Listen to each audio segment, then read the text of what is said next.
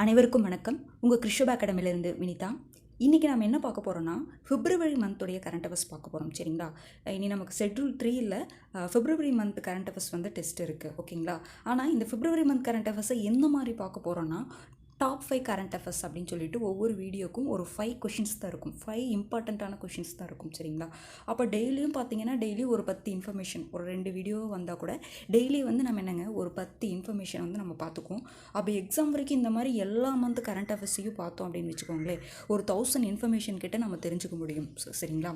அதுவுமே நம்ம எப்படி தெரிஞ்சுக்க போகிறோன்னா, டைமும் அதிகமாக ஸ்பெண்ட் பண்ணாமல் நம்ம என்ன பண்ணிக்க போகிறோம்னா தெரிஞ்சுக்க போகிறோம். ஓகேங்களா? அப்போ நம்ம இது எப்படி ஃபாலோ பண்ணணும்னா, டெய்லி போடும்பொழுது அப்போவே பார்த்தீங்கன்னா அப்போவே எடுத்து நோட் பண்ணி வச்சுக்கோங்க. சரிங்களா? அதாவது ஒரு 10 மினிட்ஸ் தான், மேக்ஸிமம் ஒரு 15 மினிட்ஸ் தான், அதுக்கு மேலே தாண்டாது. சரிங்களா?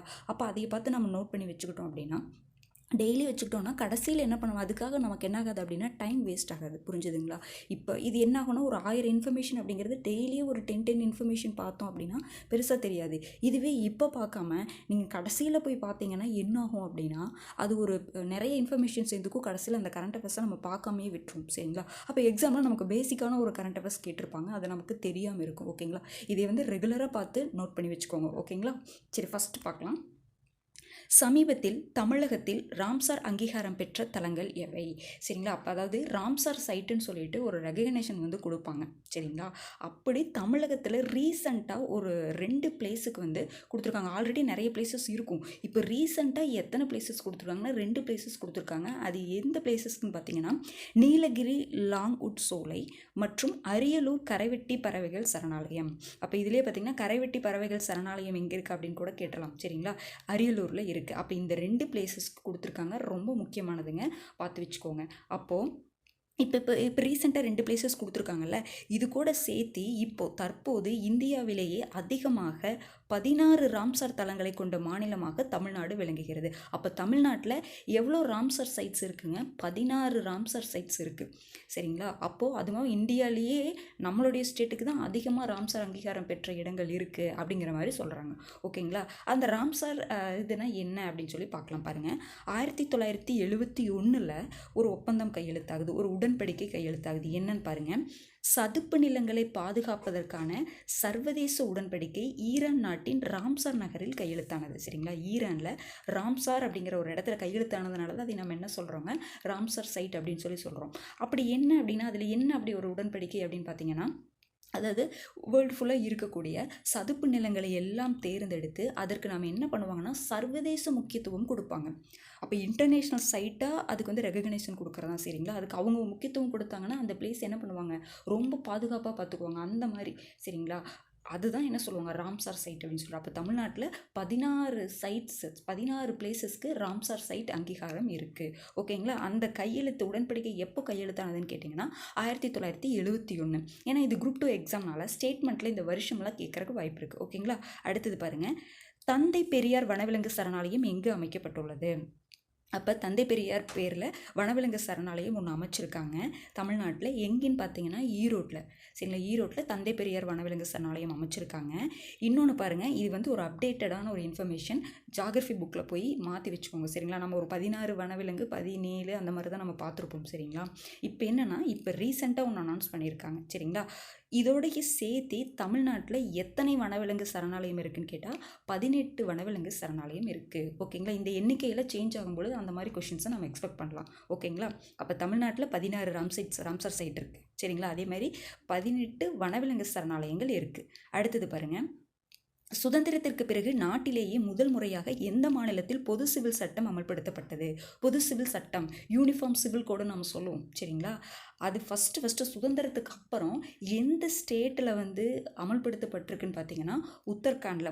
பிப்ரவரியில் பாஸ் பண்ணியிருப்பாங்க பில்லு. சரிங்களா? மார்ச்சில் வந்து அதை என்ன பண்ணியிருப்பாங்க, பிரசிடென்ட் சைன் போட்டு அது என்ன பண்ணியிருப்பாங்க அப்படின்னா அமல்படுத்தியிருப்பாங்க. சரிங்களா? ஃபஸ்ட்டு சுதந்திரத்திற்கு அப்புறம் முதல் முறையாக எந்த மாநிலத்தில் பொது சிவில் சட்டம் அமல்படுத்தப்பட்டதுன்னு பார்த்தீங்கன்னா உத்தரகாண்டில். சரிங்களா? இதில் என்னன்னு பார்த்தீங்கன்னா, பொது சிவில் சட்டம்னா என்னதுங்க, எல்லாத்துக்குமே காமனான சட்டம். சரிங்களா? ஒவ்வொரு மதத்துக்கு தகுந்த மாதிரி சட்டம்லாம் மாறுறது கிடையாது. சரிங்களா? இந்து திருமணம் சட்டம் அந்த மாதிரி தனித்தனியாக சொல்கிறோம், அந்த மாதிரிலாம் எதுவுமே கிடையாமல் பொது சிவில் சட்டம் காமனாக எல்லாத்துக்குமே ஒரே சட்டம். சரிங்களா? அதில் இந்த சட்டத்தின்படி யாருக்கு விலக்கு அளிக்கப்பட்டிருக்குதுன்னு பார்த்தீங்கன்னா பழங்குடி சமூகத்துக்கு. அப்போ இந்த சட்டத்தின்படி பழங்குடி சமூகத்தினருக்கு விலக்கு அளிக்கப்பட்டது. இன்னொன்று என்னென்னு பார்த்தீங்கன்னா, லிவ் இன் சொல்லுவாங்க பார்த்தீங்களா, திருமணம் செய்து கொள்ளாமல் சேர்ந்து இருக்கக்கூடிய அந்த இது சொல்லுவாங்க பார்த்தீங்களா, அது லிவ் இன்.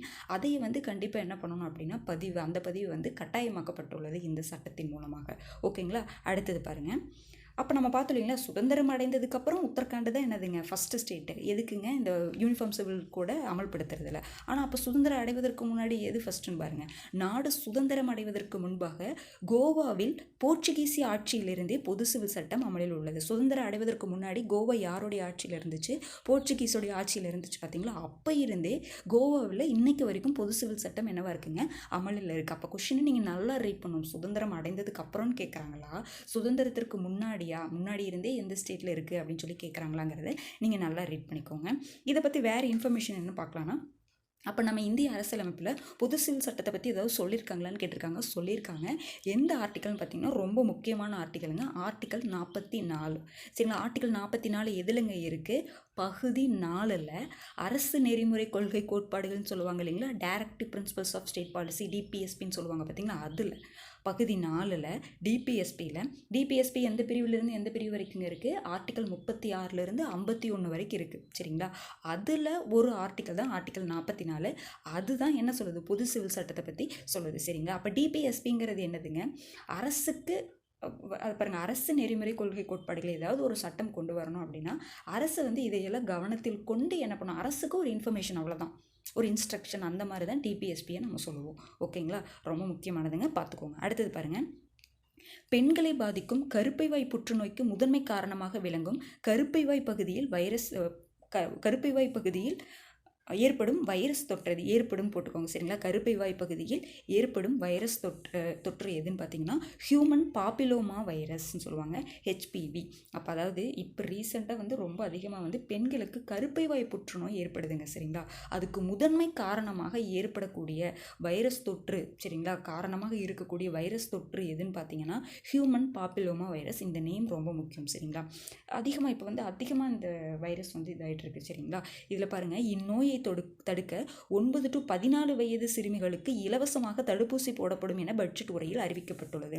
அப்போ இதனுடைய சீரியஸ்னஸை தெரிஞ்சுக்கிட்டே இப்போ பட்ஜெட் ரீசெண்டாக வந்து தாக்கல் பண்ண பட்ஜெட்டில் என்ன சொல்லியிருக்காங்கன்னா 9 to 14 வயது இருக்கக்கூடிய சிறுமிகளுக்கு என்ன பண்ணுறாங்க, இலவசமாக தடுப்பூசி போடணும் அப்படிங்கிற மாதிரி சொல்லியிருக்காங்க. எந்த வயது அப்படிங்கிறது ரொம்ப முக்கியம். சரிங்களா.